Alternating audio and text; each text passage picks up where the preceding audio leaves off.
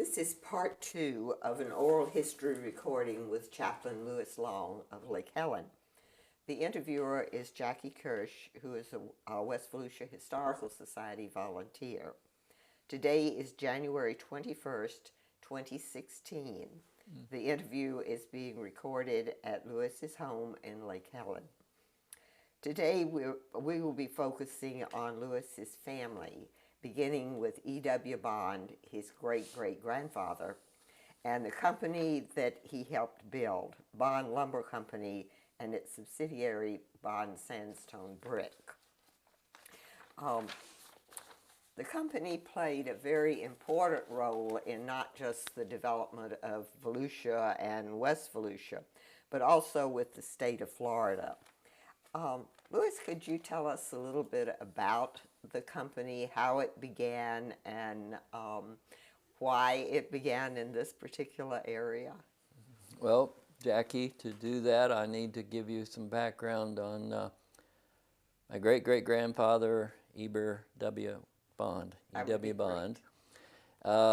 He was born on a family farm in Kirtland, Ohio, December, I believe, 1835, and grew up there, went to the public schools, and forgot the name of the academy there in Kirtland.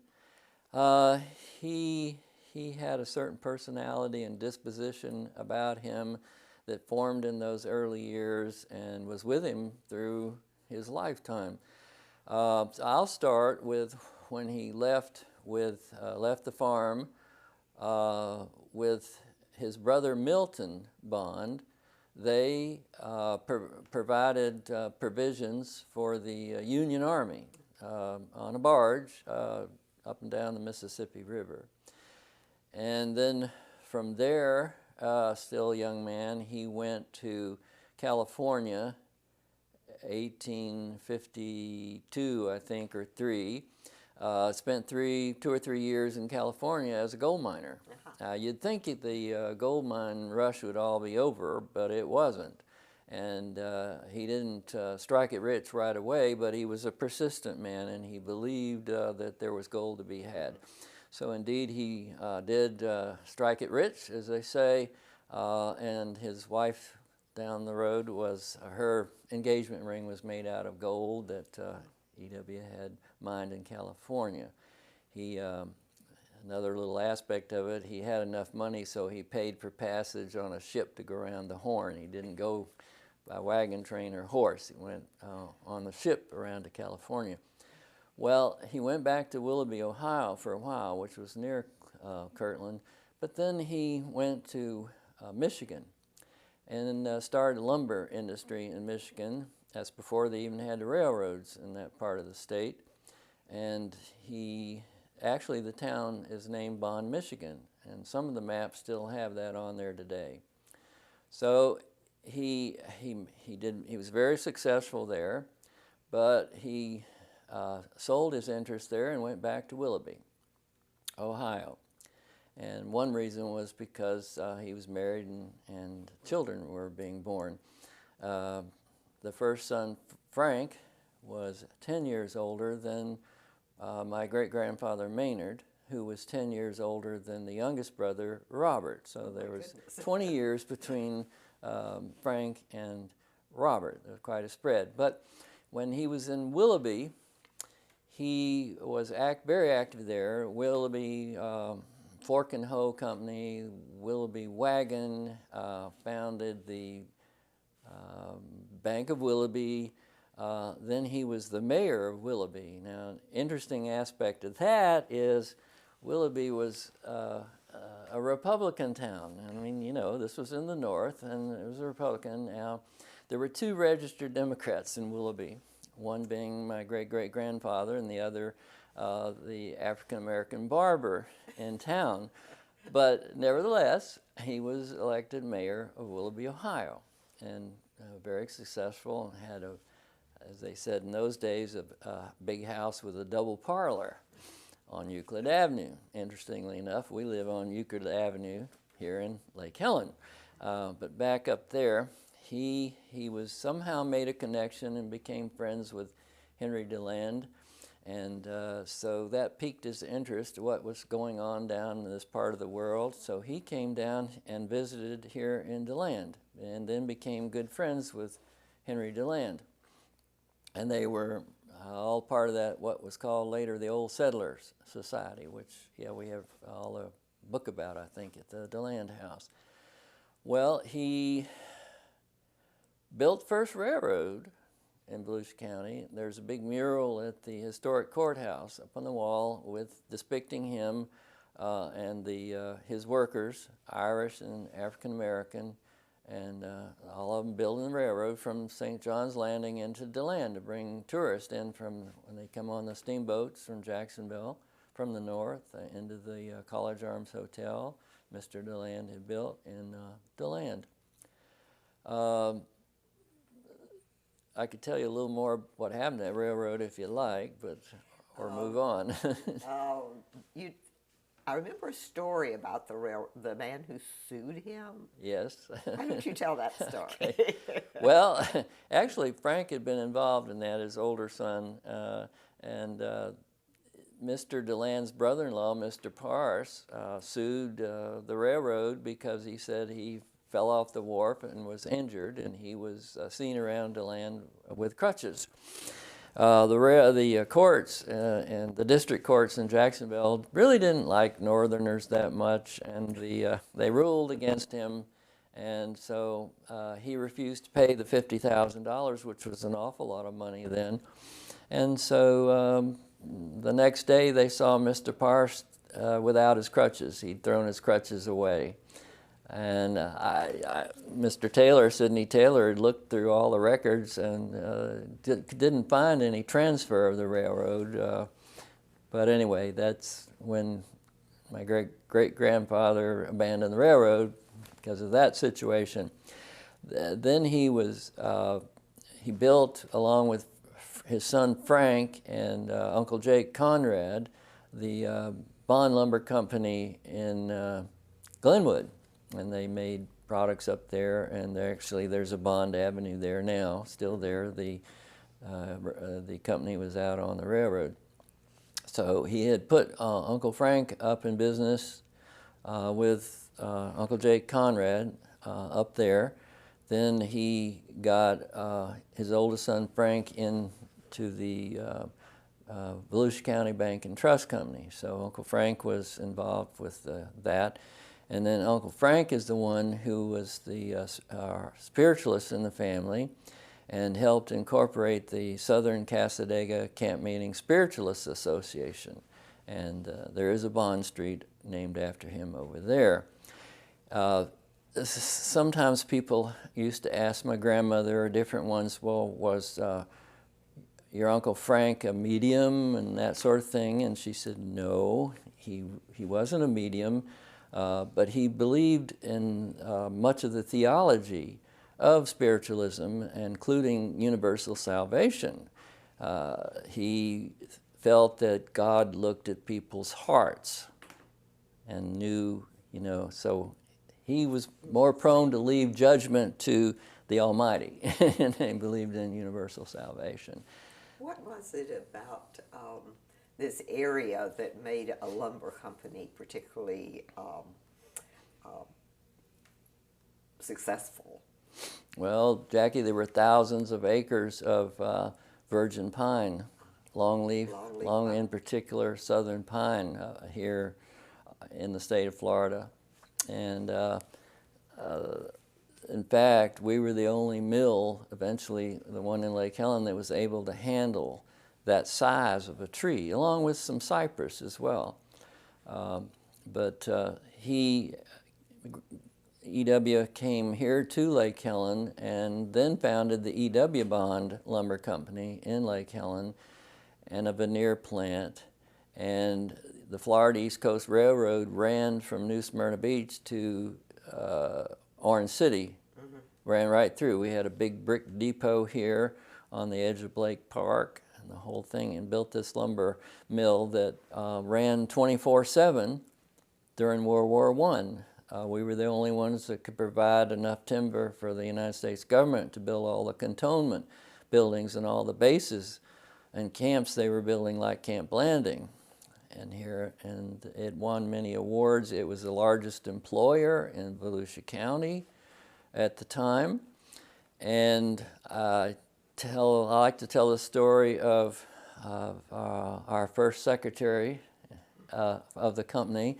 His name was A.D. Clarkson, which was initials for Araby Dario Clarkson. So he went by A.D. He didn't want to be called Araby. And they hired him upon his graduation from Stetson the next day, out of Stetson. So he married Sally Cade from Seville. So they actually spent their honeymoon here in this house, in the downstairs bedroom there. And Grandma told him before they left for Ohio, told Sally Mae, you can ride my old horse Barney anytime you want to.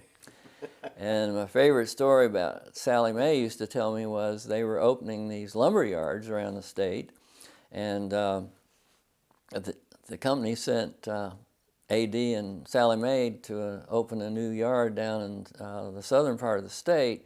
And she said at night they would close the gates and all the Seminole Indians in the area would come inside and camp out for the night. So there was just me and my husband and all these Seminoles, and she never let me forget that kind of thing. But the youngest brother, Robert, got interested in these exclusive German patents to make brick. It was a different kind of a brick, and they weren't made out of clay. But it turned out that Lake Helen had the sand here was the right consistency, and then what they needed to, as the other ingredients were available over on the west coast of Florida. So they hauled that in by train. The sand was here, so they had this big brick plant just across Pleasant Avenue from the lumber yard, and the railroad going by both of them. And let me back up a minute. In Glenwood, the Conrads ran that because Uncle Frank died in 1906, I think. It was early on, and so the Conrads ran that side of the family. My great-grandfather ran the lumber yard here and the brick plant because his younger brother Bob died prematurely, you might say. Well, for sure. And so that was all with my grandmother's father, Maynard. So many of the structures in Volusia, and particularly in West Volusia, are probably built with Bond lumber and or Bond sandstone brick, right? Yes. This house wasn't because it was built before our mills. Mr. DeLand commissioned Mr. Mace to build this house, and then Mr. Mace lived here when he designed and built his house, the Edgewood, down the street. There was one other owner here, Erastus F. Gould. He was a very wealthy man, and one way we know that is because he got a divorce. It cost him $50,000. All right, but then he died, and he had, since he had extensive property in Florida, Georgia, and I think Connecticut, it took a long time to settle his estate. So Grandma's mother and dad moved here when she was 9, and then they rented it from the estate until they could buy it. So essentially the bond interest passed to Maynard, is that correct? With the death of these two younger sons. He was the middle son. Yes. Yeah, and they were down here. His father kept wanting him to come down to Florida, and so they were down here. They did like it and came down. My grandmother was actually born 2 doors behind what was, till recently, the Stetson flower shops, and she was born, just as an aside, 2 weeks apart from Sarah Hargraves Brown, who later became Brown. Yeah, and so yeah, as I said, they moved here into this house, and picking up on that, one day grandmother came home and announced to her father that school was over, and it turns out they only had school 4 months of the year in Lake Helen, and part of the reason because the kids would be out picking citrus or whatever they needed to do to help the families. And then her papa said, well, my daughter's not out of school, and enrolled her over at DeLand Academy, which later became Stetson University, and she rode her horse, Old Barney, home on weekends out around Lake Winnemucet. But Yes, her father was well established here, and he was chairman of the board of the Volusia County Commission at one point, and he had transportation, modern transportation, and means of getting around in his blood as well. And by this time, he was pushing for highways, means for tourists and to get here, and making it convenient to draw people to Central Florida. So that was one time, in spite of any naysayers talking about it would cost too much money, the community all pulled together and they built the $1 million brick road system in Volusia County, which was renowned and known of all around the southeast. It was held up as a model, $1 million highway. And that was what we now know as Highway 92, a part of it. Yes, of course, Highway 92 is straight. Yes. Back then it wandered through the woods, kind of. You can still see there's part of the old Highway 92. Oh yes, it goes through the airport, Sidney H. Taylor Field, kind of dead ends, but there are places you can pick it up if you wander around the woods, or before you get on I-4 coming from Daytona, there's a segment of it. And at the DeLand Golf and Country Club, they just tore up a part of it recently to build the new development out there. And were well. those bricks Bond bricks? No, those were I don't remember where they were from, but no, those were clay bricks for highways. Probably, yeah. The bricks here, and I put a piece of the stationery out that you'll see later.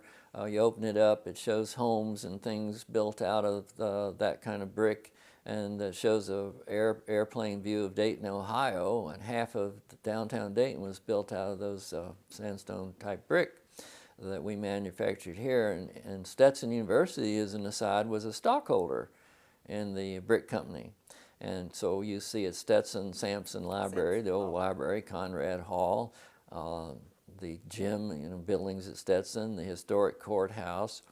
But anywhere you go in Florida, just about, whether it's Tampa, Orlando, and those are Jacksonville, the Union Station was made out of the brick from here up there, and hospitals and courthouses and fire stations and schools and you name it. Primarily, for instance, I would think of Stover Theater. Now, Stover was built out of common brick, as they called it. Not sure why, if somebody donated or just what. But the interior was, the walls inside were all the Bond brick. And one of the attributes of it was that it was fire resistant. When buildings burned, they didn't cave in. It was fire resistant, so it was used in chimneys and fireplaces a lot. And also you could put the plaster right over it. You didn't have to have the lathing or the wire stuff. It just adhered to it. And they made it in 3 colors, red, white, or what they call buff, which is a kind of beige. And the old bank building here in Lake Helen's out of the beige buff, so is Conrad Hall. And then you could even do things with the mortar. You could color it, make it red or white or whatever, and there was nice contrast. Yes. And then Uncle Bob Robert's house was in DeLand, where St. Peter's Church is, was a beautiful home made out of Bond brick. The Clarendon Hotel over at Seabreeze, Uncle Bob was vice president of the Clarendon Hotel Company. They had hotels in San Francisco and then the one in Seabreeze that they built out of the Bond brick. So it was, what had happened was the city of Sanford had a big order to build a wall around Lake Monroe. It went bankrupt and didn't pay us, so that kind of finished the brick company financially here. And as far as the lumber mill, it cost more money to bring in the timber, the logs, because they had to go further and further away from Lake Helen, and so the cost to bring it in on the Florida East Coast Railroad got prohibitive. But toward the end, after my great-grandfather Maynard died, prematurely as well, with a heart attack upstairs in his bedroom, they'd seen him in DeLand, and but he said he wasn't feeling well, and he went upstairs and died in his sleep, heart attack. But some family friends, the Bookers, they went into business, I think before that maybe, but it was the Bond Booker Lumber Company for a while. and they had the unhappy task of dismantling the mill. And of course, when that happened, the railroad, they took all the tracks up and tore down the beautiful old train station. So then Lake Helen became a little sleepy place, which wasn't all bad by any means. The company had some problems with the Ku Klux Klan, didn't it? Yes, they didn't like us. Tell us a little bit about that. Well, we were Northerners. We had maybe different attitudes about race. And in fact, down here at the Congregational Church, where Grandma's family belonged, they were way ahead of their time. They would have programs, and I don't remember the exact title, but it would have to do with our African Americans as intelligent as Caucasians and this kind of thing. And I remember even in the 50s, we would go every week over to Mount Zion Baptist Church on Church Street for the Saturday afternoon dinners. That's a little ahead of your question, but whereas some of the local racists, have to say, wouldn't call my grandmother that word, lover, but they'd say the Congregationalists, they broad-brushed us, and you know, they didn't like Congregationalists, a lot of them either, because of the way we lived and did. But they were a political organization. Yes. They were a political organization, and I need to say, just recently when we had Harold Parsons' memorial service at the Presbyterian Church, his son got up and talked about when the Klansmen came to the Parsons home, I believe it was in Titusville, and beat him up and all but left him for dead because his father had found the, well, he had investigators undercover in the Klan outfits down in South Florida. This was in the 60s. Yes. And so they were going to get even, and came up when Harold was out of town, and you know, messed up his son. But his son had sense enough to play dead, and so of course Harold came up, had all the lights on, everything. But so They were not nice people. they were not. It was a political organization. It was very powerful. It's one of those unsolved mysteries, but we always thought that they set the mill on fire and burned to the ground and put 350 employees out of business. And Jackie, that might have been the end of it, except Mr. Flagler needed us to produce the lumber of the size and type he needed for his projects in South Florida. So he floated a loan, $250,000, I believe, the first loan was, to get us up and running again. Even though my great-grandfather Maynard was not particularly enthusiastic, they did, and actually paid off all of that back to the Flaglers. And but I had occasion to walk next door with my dog. They'd had a service next door at Blake Church, and there was one car there, and a gentleman whose head was over his steering wheel, and I knew who he was.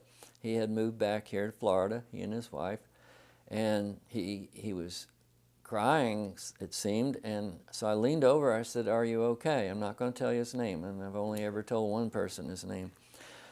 But I was concerned why he was there and everybody had gone, and he said, "Oh," he said, "this is just like Providence." He said, "I just got a heavy heart," and he wanted to tell me that he was the KKK spy down at our mill, and confessed to me and asked me to please forgive him. And of course I did.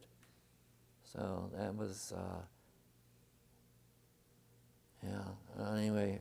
So yeah, they were very active, and I'm sure there's other stories about the Klan in Volusia County with Johnny and O'Neill and different things, but yes. Well, let's talk about something more pleasant, like your grandmother Minerva, who must have been quite a woman. She was a piece of work. Yeah, and like I say, she went to Stetson, rode her horse home, and she went to she went to Soule College, S-O-U-L-E, Murfreesboro, Tennessee. It was they called them women's seminaries in those days, a finishing school. So she went from DeLand Academy up to Soule College, and I have her yearbook here somewhere, and it has Minerva Bond's favorite hobby was smooching. Which is kind of daring to put that in the yearbook, I guess, in those days. They were so strict. And I also read a couple of her letters to her Aunt Amo, and said, "Oh yeah, not so different from today, and just not as open about a lot of things." But anyway, she was up at Willoughby, and she and my grandfather eloped, Lewis Long, Sr. And grandfather at that time was a test car driver for Packard Motors, and he raced in at the Indianapolis Speedway. Well, her grandma's father was not pleased. Put it, yeah. But because she had all these beaux, one became a judge later down in South Florida, and one who, she had all these beaux and married Lewis Long. But somehow there was a connection with another branch of the family, somewhere, the Clark side, I think. But now my grandmother's grandmother, Sophia Bond, wanted her only granddaughter close by. So she's the one that bought the lot next door from Henry DeLand, which down there in that frame is the original deed, which you can see later. And she built the house next door for them for the first Christmas they were married, and that's where my dad was born over there. And Dr. Bareka was the attending physician, which she was, my wife did her part at the cemetery walk. And so they, after Grandma's grandparents died, they moved into the house on the lake where her grandparents lived. And then later, as so many of those houses happened with them, it burned. It was a faulty chimney. Yes. So the house that they built that's there now, grandfather made sure it had fire tile in the chimneys. And it was built out of bond lumber and the bond brick, and if he didn't like any of the material, back to the mill it went. A lot of interesting stories about that house later from people who lived there, I could tell you, but some other time. Except for one, Liza Arthur, the Nautilus, Arthur Jones' wife, I think Liza was his third wife, they owned it for a while. And I remember when they brought the Olympians here to race on Lake Helen Lake, and I actually officiated at his son's wedding down in that house. But that's an aside. And during the war, George Marks, who was superintendent of schools and a close friend as well, they had a lot of close friends. One of them down there is Judge Fish, and you can see the picture later with the endorsement on it. George asked grandmother to please fill in at the school. They needed a teacher for first and second grade. And she had what they call a temporary provision. I don't remember the exact name, but you could teach in the state of Florida provisional, while you were pursuing your education. So it's then when grandmother went to Stetson at nights and during the summers to get her a college degree, or a real degree from Stetson. They gave her a credit for a couple of years from having attended Soule College. Yes. But I actually saw my grandmother walk across the stage and receive her diploma from Stetson, and that was hard-earned, you might say. That took a lot of persistence. Yes. And to do that, but she did that, and I remember times when they would have grandmother bring her children over to Stetson for some of the educational programs. Now, at this time, they had new reading programs, methods to teach reading, but grandmother was still teaching phonics. Her children were always reading by Christmas. So they had her and her children go over to Stetson as kind of a model, for teaching children how to read. And of course, her background in speech didn't hurt either. No. You know, they really had to learn to speak, you know, trippingly on the tongue, elocution. She'd have the children do the vowels with their heads moving up and down the wall, you know, A, E, I, O, U, and back down, and no lazy lips, no lazy tongue, use the teeth, and the speech starts here, the whole bit. But you know, all the children from this area that had her for a teacher, you know, really benefited so much. She was hands-on, if you will, with each child, regardless. This is a little off this side, but mothers and people would bring clothes to the house, and grandmother kept them in the little room off the kitchen because she knew who needed them and who, Yes. you know, without a lot of display or anything like that. And you know, sometimes would bring the children home here and help them one way or another, and a lot of things that you don't do today. Yes. Or can't do today sometimes. But anyway, when they named the public school for her, there was about 200 people, I understand, from Lake Helen. I was stationed at Randolph Air Force Base this time. 54. It was pretty good up to 54, but then I found a letter my great-grandmother Clara Bond wrote, and in that letter she detailed where Iantha was a little off. Got a few things wrong, you know.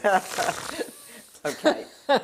So, You can just tell me a little bit more about your grandmother, because she was such a fascinating character and so many people remember her. You were starting to talk about the school being named for her. yes. And so 200 or so went to the school board meeting, and there was one school board member, and I won't give his name, but he was a little reluctant. He says, we might be starting a precedence if we named that school for Minerva Bond Long. And Tommy Vyers got up and said, well, with all due respect, we're not leaving until you name that school for Minerva Bond Long. So she was the teacher. All the rest of the school, the named schools were for principals.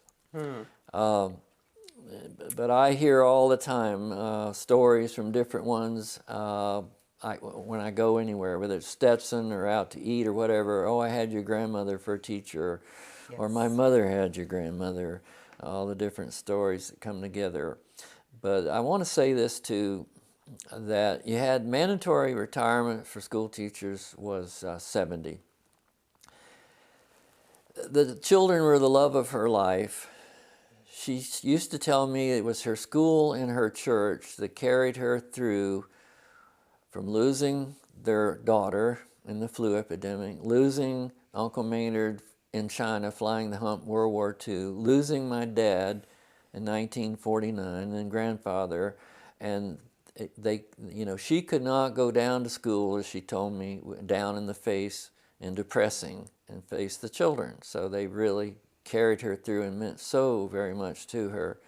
And of course I explained in the first segment coming along and living here too. She practically raised you. Yeah, so a lot of my values, needless to say, but she did not quit teaching at 70.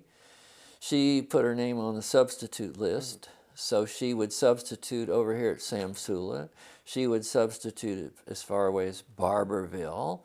She would substitute at St. Peter's Catholic School, all around, which was really harder than having your own classroom every day to come to. So it was nice when she got to teach, say, 2 months in succession, say at Boston Avenue, because one of the teachers was having a baby or something like that, or for whatever reason. But she did that for 10 years, Jackie. 10 years. She kept on, goodness. kept her going. She was 80. Yeah, so. It's amazing. So, of course, the first part, I was in Japan in 2 years, and, you didn't have email and Skype and all these things. You only had letters, so, which I kept most of the letters she wrote me. But, yeah, she did that. So, You said that most of your values and a lot of the way you lived your life came from your grandmother. And in the first part of this discussion, we talked about what you would like to be remembered for. And you told me that you were known as the great connector. This has been a very wide-ranging interview, and I wondered if there might be other things that you had thought of that you would like to include that we haven't discussed yet, that would perhaps come under that heading of being remembered.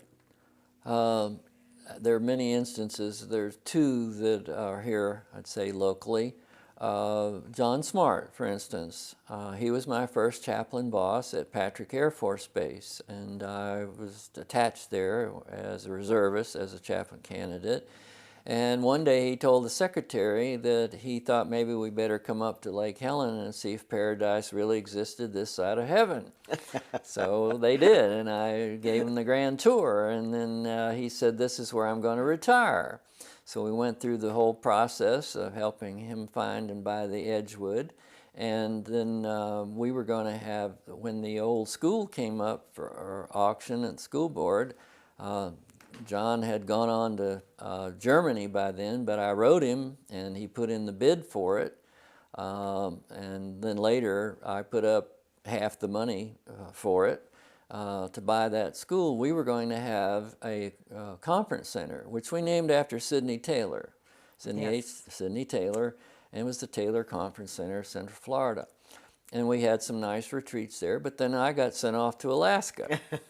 So long story short, Becky Nolan down the street cornered me when I was home on leave and said, "You know, Shoestring is having to leave the airport after half a century, and we need a place for a theater." So we got in touch with John, had a meeting, and today that's the Shoestring Theater here in Lake Helen. So that's one thing. John also became mayor. He said, "I don't know anybody here," you know, when we encouraged him to run for mayor. I said, "Just run, we'll get you elected." And that can be an asset, not being known. Yeah, right, and he was elected and served as mayor, and he had a history here. And just briefly, when I was at Patrick, they wanted to have a Lenten seminar. Well, I right away thought of Stetson, and I called Dr. Joyner up here, and he says, "Well, we've got a new professor on the staff here, Donald Musser." So we arranged for us to get together and have lunch together, which we did, and walking toward Allen Hall at his office, after talking about the Air Force and such, Don said, "You know, I'd like to be a chaplain in the reserves." So I encouraged him. He put in the application and was qualified and attached to Patrick, and later the chaplain's faculty, the chaplain school in Montgomery, the Air Force Academy, and he ended up in the Chief of Air Force Chaplain's office. Lorraine Potter, the first woman two-star chaplain who had been my supervisor earlier at Wilford Hall. The connections. So yeah, it's just those kind of things happened, and they still seem to keep, because somebody will come to me, have a need, and then I'll know, well, you go see so-and-so, or take them to go see so-and-so, or get in touch with so-and-so. So yes. The other little thing was, I ended the first segment about the dealing with behavior versus the person, and the importance of the individual, and that sort of thing. I wanted to add this. The chaplain at Itazuki Air Base in Japan, the Catholic chaplain there, who was a monk and an author, and one of the great influences on me to becoming a chaplain, he was a product of Boys Town, Nebraska. Knew Father Flanigan personally. And he used to tell the story of an 8-year-old bank robber named Eddie. And Eddie had actually robbed a bank in New York City. He had a little toy pistol and gotten away with it. So eventually they caught him, robbing banks. So someone asked Father Flanigan to please take him at Boys Town, and they were full and this and that, but they explained the circumstances, and so they accepted this little 8-year-old Eddie as bank robber at Boys Town. So the first interview, when he was called into Father Flanigan's office, you know, Father Flanigan's motto is, "There's no such thing as a bad boy," and little Eddie said, "The hell I ain't," you know, right there, and proceeded to kick the nun in the chins. And but Father Flanigan looked straight at him and he said, "Eddie, there is no such thing as a bad boy. Sometimes you just listen to the wrong teachers." Eddie had been part of a gang in New York. He said, "Eddie, you just listen to the wrong teachers," was all. And you had a wonderful teacher in your grandmother. Teacher, and yes, among other things, yes. Barry always believed in me. Is there anything else that you would like to add that I had not asked you about? Well, if I could flip back to my great-great-grandfather for a second, he never swore or cussed. There was one word, if he ever said, it began with SH and ended with T. But if he ever said that word, everybody they knew to be on guard and beware, tiptoe lightly. That was his ultimate. If he ever said that word. Thank you so much, Louis. This has been a wonderful time in the past. Well, thank you so much. It's, as I said, it's there's so many memories, and try to bring it all together in some, you know, sequence or ever is sometimes difficult for me. But yeah, I thank every one of you all for being here and helping. Appreciate it. Certain. It's an interesting family, and you've had a very interesting life. That is certainly true. Certainly true. Thank you, Jackie.